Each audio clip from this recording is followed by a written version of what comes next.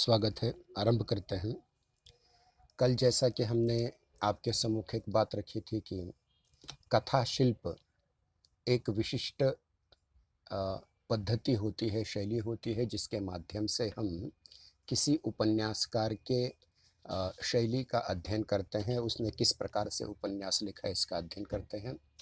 कल की तासिका में हमने यह देखने की कोशिश की थी कि किस प्रकार से अ, अमिता उपन्यास के कथानक में कथा किस प्रकार से कथा प्रसंग अलग-अलग जोड़े गए हुए हैं, जिनमें से जो महत्वपूर्ण 3 ही बातें हैं। मुख्य कथा भाग के अंतर्गत अमिता, नंदा और सम्राट अशोक, इन 3 लोगों की ही कथा महत्वपूर्ण है या मुख्य है।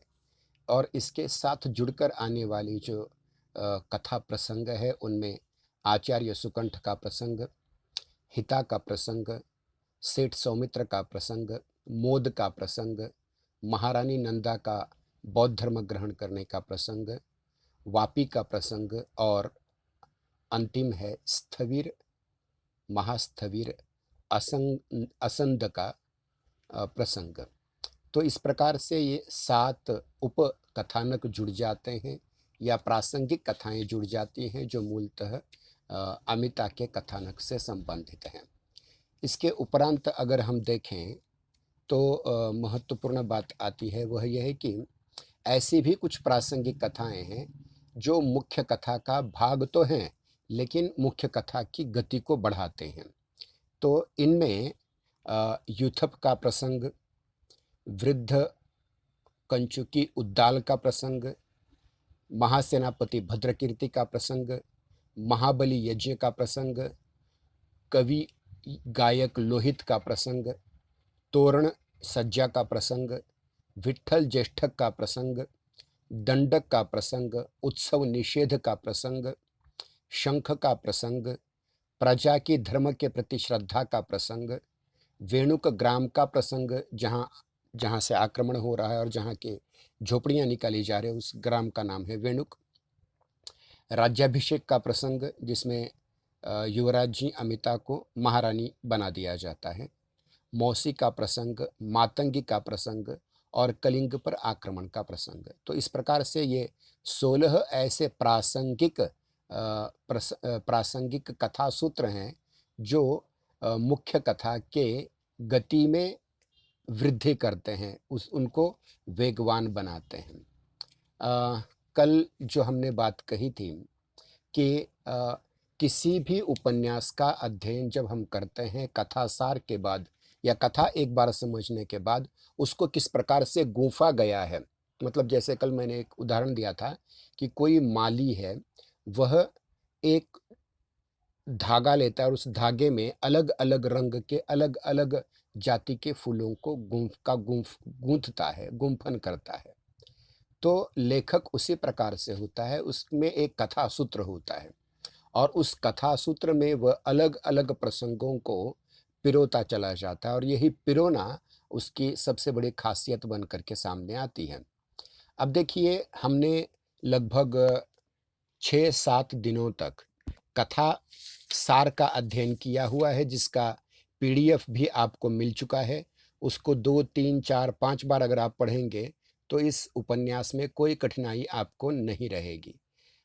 और अभी जो हमने बातें की हैं कि कथा शिल्प के अंतर्गत मुख्य कथा की सहायक कथाएं, प्रासंगिक कथाएं जिनसे गति मिलती हैं और अंतः कथाएं, कुछ प्रासंगिक गौण कथाएं भी हैं इसके अंतर्गत। तो इन अंतः कथाओं में अगर आगे चल कर के चलें तो इस बात का पता चल जाएगा आपको कि मुख्य कथा तो अमिता, नंदा और अशोक की ही है। उसमें 7 महत्वपूर्ण ऐसे ऐसे प्रसंग हैं जिनमें मुख्य कथा के साथ हम उपकथानक कहें, जिसमें आचार्य सुकंठ का प्रसंग, हिता का प्रसंग, सेठ सौमित्र का प्रसंग, मोद का प्रसंग, महारानी नंदा का बौद्ध धर्म ग्रहण करने का प्रसंग, हिता की माता वापी का प्रसंग और स्थविर असंद का प्रसंग, ये उपकथानक के रूप में आ जाएंगे और प्रासंगिक कथानकों के रूप में यूथप, वृद्ध कंचुकी उद्दाल, महासेनापति भद्रकीर्ति, महाबली यज्ञ, गायक लोहित, तोरण का तोलक, ज्येष्ठक विठ्ठल, दंडक, उत्सव निषेध, शंख, प्रजा का धर्म में श्रद्धा होना, वेणुक ग्राम, राज्याभिषेक, मौसी, मातंगी और कलिंग पर आक्रमण। यह 16 प्रासंगिक कथाएं उसके साथ जुड़ जाती हैं जो मुख्य कथा में वेग लाती हैं या गति बढ़ाती हैं। अब साथ ही साथ एक बात और महत्वपूर्ण आपसे कहना चाहेंगे कि इन कथानकों के साथ साथ कुछ अंत कथाएं भी इससे अंतर्गत कथाएं भी इसके अंतर्गत आती हैं। जैसे महाराज करवेल का पहला युद्ध अशोक के साथ, आचार्य सुकंठ, वापी, हिता के जीवन के जो छोटे छोटे प्रसंग हैं जो पहले जो इस कथा से सीधे संबंधित तो नहीं है लेकिन अपनी उनकी कथा है। जैसे वापी जो खरीदी बेची बार बार जाती है और ये बहुत बड़ी समस्या विश्व के किसी भी इतिहास काल में उठाकर देखी जाए तो नारी को एक भोग वस्तु के रूप में खरीदना और बेचना ये बहुत ही खतरनाक उस काल में भी था, आज भी थोड़ा बहुत चल रहा है।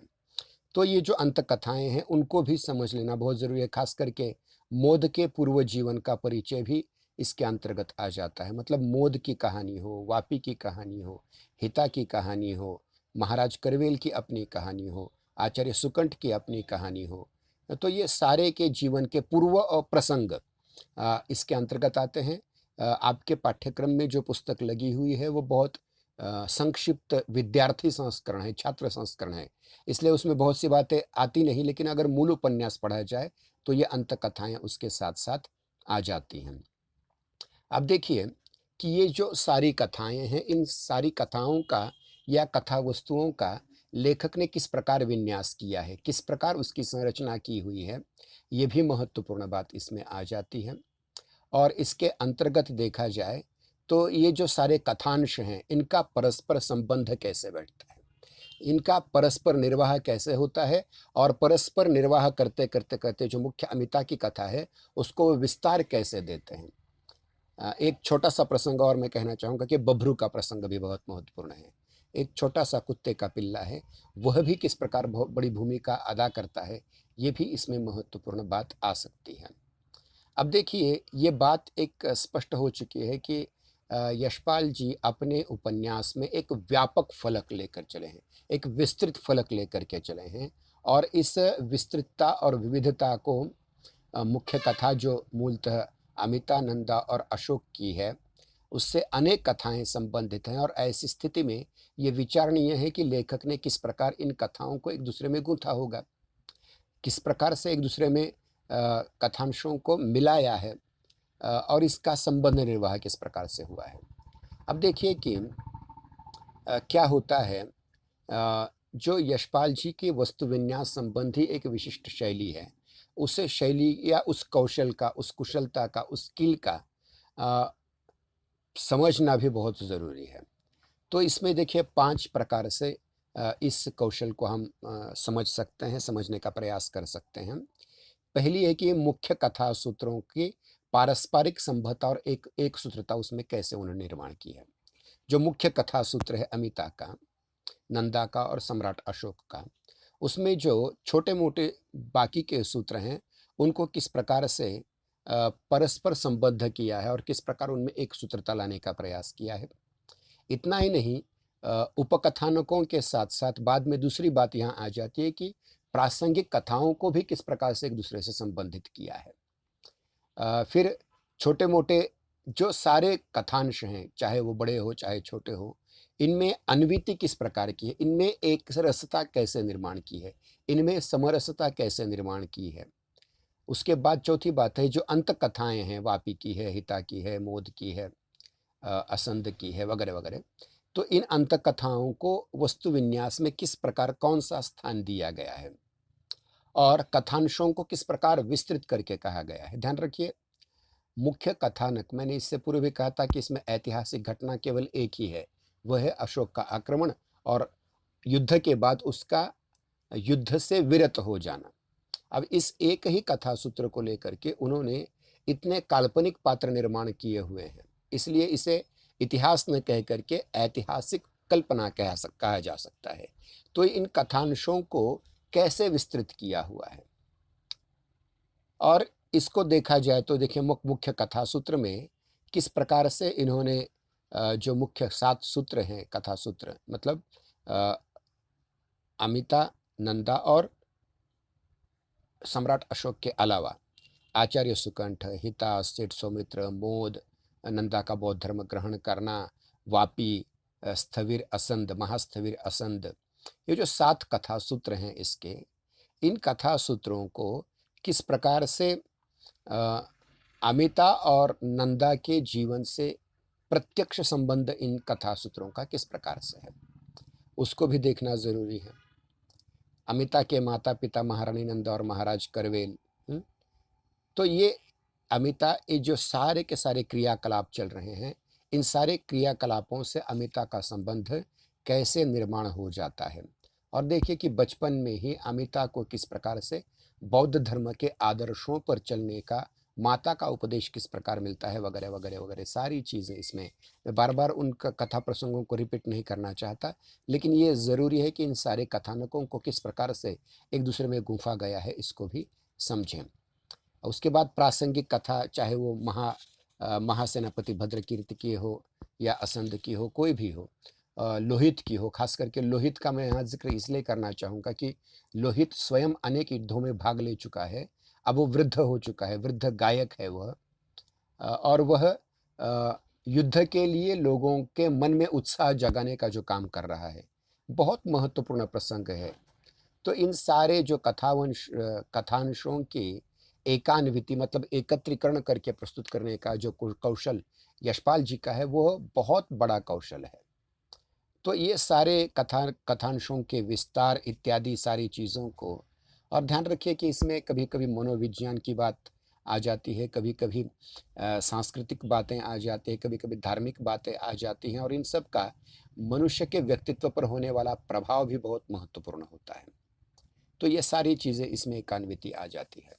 अब देखते हैं कि ये जो कहानी है, ये जो कथा है, उस कथानक में आने वाले जो प्रसंग हैं, इन सारे प्रसंगों को किस प्रकार से एक के बाद दूसरा, दूसरे के बाद तीसरा ये जोड़ने का काम किया है लेखक ने, और इसी को कहा जाता है कथा विकास। अगर यूँ कहें कि संस्कृत नाटकों के कथा विस्तार की दृष्टि से या कथा विकास की दृष्टि से इसे क्या कहा जाता है, गोपुच्छाकार, जिस प्रकार गाय की पूँछ में बाल होते हैं, शुरुआत में छोटे होते हैं, बड़े बन जाते हैं और फिर अंत में उनके नोक छूट जाते हैं, इस प्रकार से उसका विस्तार होता है।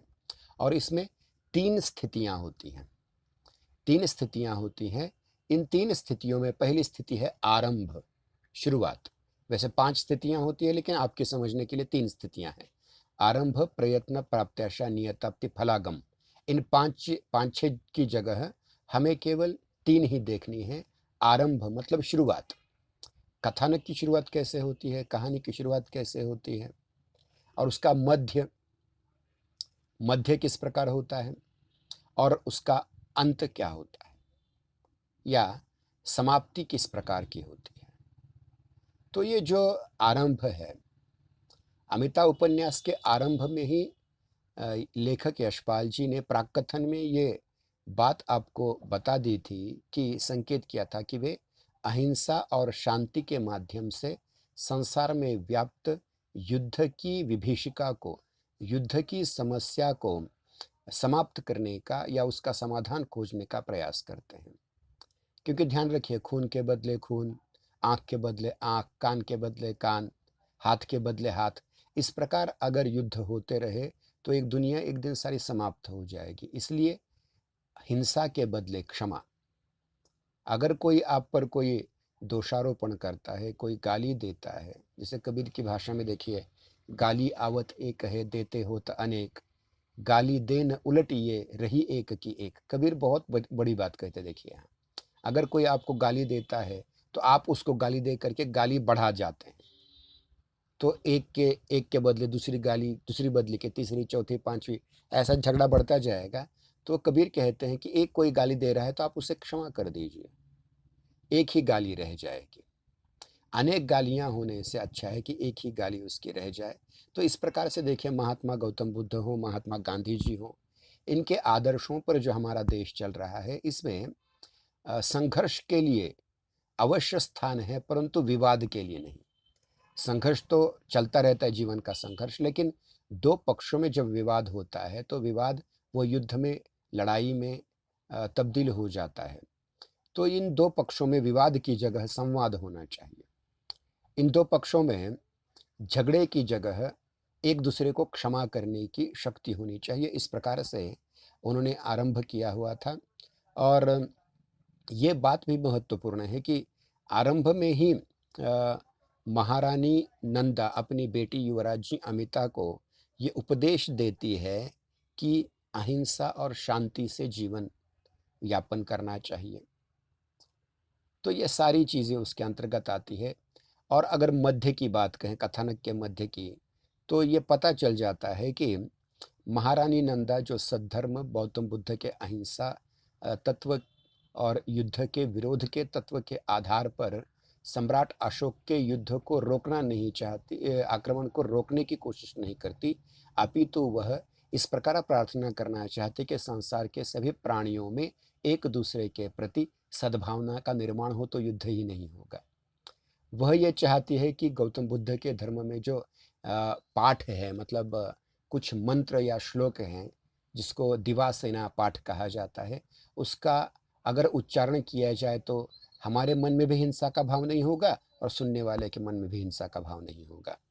लेकिन मंत्री परिषद ये चाहती है कि राज्य की रक्षा हो अशोक से, और अशोक से राज्य की रक्षा करनी है तो सैन्य शक्ति को बढ़ाना पड़ेगा। उसके लिए सैनिक स्कंधावर बनाने पड़ेंगे, उसके लिए किले बनाने पड़ेंगे, उसके लिए ज़मीन सेना के कब्ज़े में लेनी होगी, वगैरह वगैरह वगैरह। ये सारी चीज़ें, और यहाँ से लेकर के अमिता को, मतलब नंदा को पकड़ करके श्रीश दुर्ग में बंदी बनाना और अमिता को युवराजी पद से महारानी पद पर बिठा देना, ये सारे मध्य, कहानी के मध्य के अंतर्गत सारी चीज़ें आती हैं। और कहानी के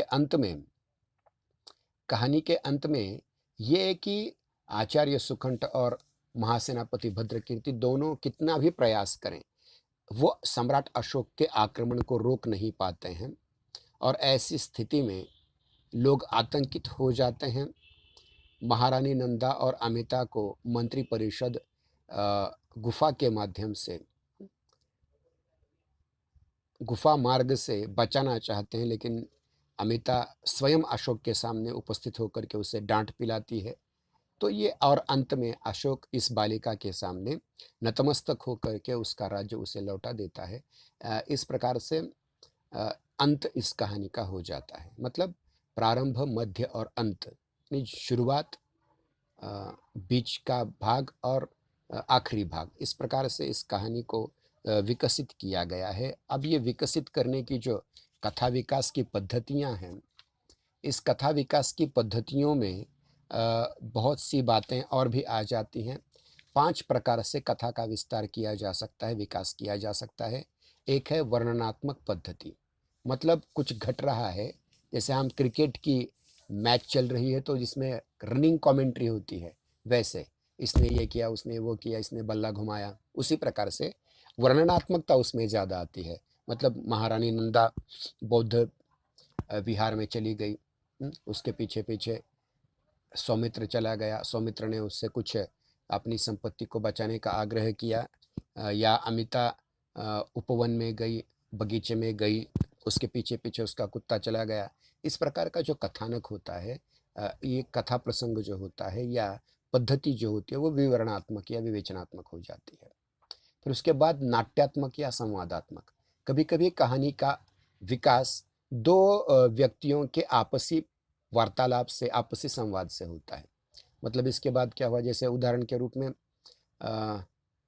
यूथप को पकड़कर अमिता महारानी नंदा के पास ले आती है, तो वो कहती है कि मैंने इसे पकड़ा, ये लोगों को छीनता था, ये लोगों की झोपड़ियाँ उजाड़ रहा था, लोगों को मार रहा था।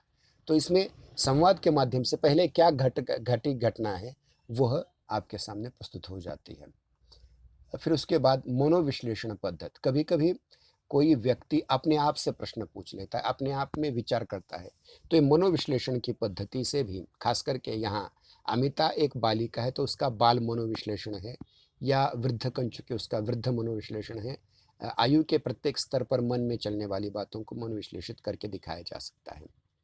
तो उदाहरण के रूप में अगर देखा जाए तो देखिए आगे फ्लैशबैक या पूर्व स्मृति, जिसको आजकल हिंदी फिल्मों में बहुत महत्वपूर्ण रीति से चित्रित किया जा रहा है। फ्लैशबैक मतलब पहले कोई घटना घटी हुई हो, कथानक चल रहा है आज का, और अचानक किसी चीज़ को देख करके नायक को या नायिका को दूसरी पहली घटना याद आ जाती है, तो उसे कहा जाता है फ्लैशबैक। इसी को हिंदी में पूर्व दीप्ति कहा जाता है।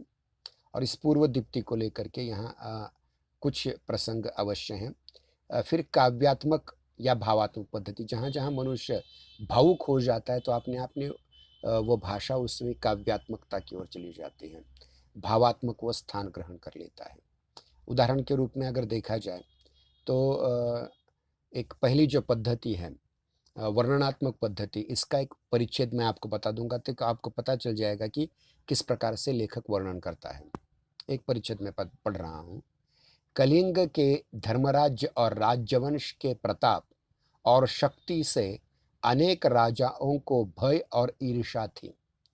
कलिंग के महामात्य आचार्य सुकंठ जिस प्रकार पड़ोसी राज्यों के सैन्य बल और संधि विग्रह की नीति से सतर्क रहते थे, उसी प्रकार वे कलिंग राज्य और कलिंग के राज्यवंश के प्रति संभव कूटनीति और छल से संशय करते थे। कलिंग के स्वर्गीय महाराज करवेल और उनके पिता महाराज मयूख, यहाँ आपको पहली बार पता चला कि करवेल के पिता का नाम मयूख है, को भोग विलास की अपेक्षा आखेट का ही व्यसन अधिक था। आखेट मतलब शिकार। फिर भी महामात्य सतर्क रहते कि महाराज के विलास के माध्यम में भी कोई छल न रहे। मगध के प्रथम शूद्र राजा चंद्रगुप्त मौर्य चंद्रगुप्त मौर्य के मंत्री कौटिल्य चाणक्य ने शत्रु के विनाश का एक उपाय विषकन्या का उपयोग भी सुझाया था। अब देखिए, विषकन्याएं उस समय में हुआ करती थी, अत्यंत सुंदर लड़कियां जो हमेशा विष खाती थीं और जिनके नख के स्पर्श मात्र से किसी पुरुष की मृत्यु हो जाती थी। इस प्रकार का, अब इसमें सच्चाई कितनी है उस पर हमें विचार नहीं करना है, लेकिन राज्य की सुरक्षा के लिए इस प्रकार से किस प्रकार आचार्य सुकंठ काम कर रहे हैं उसका वर्णन यहाँ किया गया है। एक और वर्णन यहाँ मैं बताने की कोशिश कर रहा हूँ। जब यानी जिज्ञासा, पाठक की जिज्ञासा का वर्धन करने के लिए किस प्रकार से वर्णनात्मकता का वर्णनात्मक पद्धति का आसरा लिया जाता है, देखें। चैत्य तोरण में अष्टधातु के विशाल घंटे से टंकोरी की गर्जना उठने लगी। उस गर्जना की प्रतिध्वनि में नगर के अन्य देवस्थानों से भी आरती के शंखों, घड़ियालों और भेरियों के शब्द नगर के निद्रा स्तब्ध कुहासा भरे आकाश में गूंजने लगे। तो इस प्रकार से वर्णनात्मकता आ जाती है। कब दूसरी पद्धति जो है वह है नाटकीय अथवा संवादात्मक पद्धति। इसके अंतर्गत देखिए कुछ संवाद है, छोटे छोटे संवाद है, लेकिन कथा सूत्र, कथा का विस्तार कैसे होता है देखिए। हाय, यह क्या पद्मज के मुख से निकल गया, यह आपने क्या किया ज्येष्ठक, आपने जैसा दूत भेजा, मैं तो मर गया। मैं तो 30 सहस्त्र घोर्ण मुद्राएं इस साथ में ऋण लेकर लगाया था। तो इस प्रकार से सेठ पद्मज और ज्येष्ठक विट्ठल, इन दोनों के संवाद की बात आती है। पहले बात सुन लो, सौमित्र कहते हैं, फिर एक साथ ही हाय हाय करना। सीमांत के शैशलिक ने हमारे सार्थ को लेखा लेकर सार्थ के साथ 10 अश्वारोही राजपुरुष चौकसी करने के लिए भेज दिए हैं, मानो हम चोर हैं। शौल्किक ने राजस्थान में सूचना भेज दी है कि सार्थ के पास 4 लाख धर्ण के मूल्य का स्वर्ण और द्रव्य है। तो इस प्रकार से इन संवादों में सेठ सौमित्र और सेठ वासल, सेठ पद्मज और ज्येष्ठक विट्ठल, इन सभी के संवाद से पता चलता है कि ये कितना बड़ा षड्यंत्र कर रहे हैं। तो इस प्रकार से संवादात्मकता के माध्यम से भी कथानक आगे बढ़ता जाता है, उसका विस्तार या विकास किया जा सकता है। अगली पद्धति है मनोविश्लेषणात्मक पद्धति। मनोविश्लेषणात्मक पद्धति में यशपाल जी ने बहुत महत्वपूर्ण, यानी जो उस समय फ्रायड, जुंग, कार्लायर इत्यादि जो महत्वपूर्ण मनोविश्लेषण तज्ञ लोग थे, उनके ज्ञान का उपयोग किया हुआ है। देखिए, एक उदाहरण देखते हैं कि हिता मन ही मन सोचती, मेरा बस चलता तो अपनी पीठ की ढाल बनाकर मोद के कोड़ों की चोट से बचा लेती। मोद को अपनी पीठ से बचा लेती। मेरा शरीर खंड खंड हो जाता, तब भी मैं मोद पर चोट न आने देती। मोद कोड़ों से बचने के लिए धूप और धूल में कितना बोझ उठाए निरंतर दौड़ता रहा होगा। थकान, प्यास और गर्मी से उसकी क्या अवस्था होती होगी। कितना पसीना उसके शरीर से बहता होगा, जैसे सरोवर में डुबकी लेकर निकला आदमी जान पड़ता है। तो इस प्रकार से मन ही मन विचार कर रहे हैं कथानक में, हाँ, मोद पर ये संकट आ रहे होंगे, ऐसा हिता को लग रहा है। अगली पद्धति है पूर्व दीप्ति या फ्लैशबैक पद्धति, जिसमें देखिए उदाहरण के रूप में अमिता में कहा गया है, स्वर्गीय महाराज सेवक और राज्य परिषद पर कलिंग के राज्य और राज्यवंश की रक्षा का उत्तरदायित्व सौंप गए हैं। सेवक ने और राज्य परिषद ने महाराज के अंतिम समय उनके सम्मुख कलिंग राज्य और कलिंग के राज्यवंश की रक्षा की प्रतिज्ञा की थी। सेवक और राज्य परिषद उस प्रतिज्ञा को पूरा करेंगे, यह सेवक का धर्म है। सेवक को भी कोई परिग्रह नहीं है, उसके लिए एक चटाई और लोटा पर्याप्त है। शरीर का भी मोह अब नहीं है, परंतु कलिंग की रक्षा सेवक का धर्म है। सेवक की प्रार्थना है कि जैसे पुण्य स्मृति महाराज और महाराज के पिता ने सेवक का विश्वास किया था, वैसे ही भगवती भी करे। तो इसमें देखिए कि आचार्य सुकंठ अपने महाराज और महाराज के पिता के समय की बातें फ्लैशबैक में बता रहे हैं। और अंतिम पद्धति है, वह है काव्यात्मक या भावात्मक पद्धति। ये कर आज हम रुक जाते हैं। वाक्य है, आचार्य अशोक जो कल करेगा आप आज ही कर डालना चाहते हैं। प्रजा का द्वार छीनकर प्रजा की रक्षा नहीं होगी। अशोक जो पाप करेगा उसका फल वह पाएगा। अशोक के पाप का विरोध करने के लिए हम पाप नहीं करेंगे।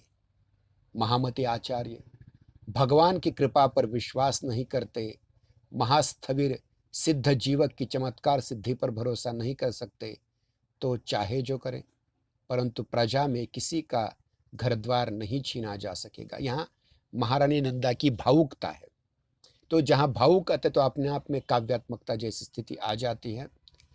तो ये रहा आज का भाग, जिसको हमने बताया था आपके सम्मुख। वह है कथा विकास की पद्धति, जिसमें वर्णनात्मक पद्धति, संवादात्मक पद्धति, मनोविश्लेषणात्मक पद्धति, पूर्वदीप स्मृति या पूर्वदीप्ति या फ्लैशबैक पद्धति और काव्यात्मक पद्धति या भावात्मक पद्धति। आज के दिन यहीं रुक जाते हैं। धन्यवाद। अगले सोमवार को फिर से मिलेंगे।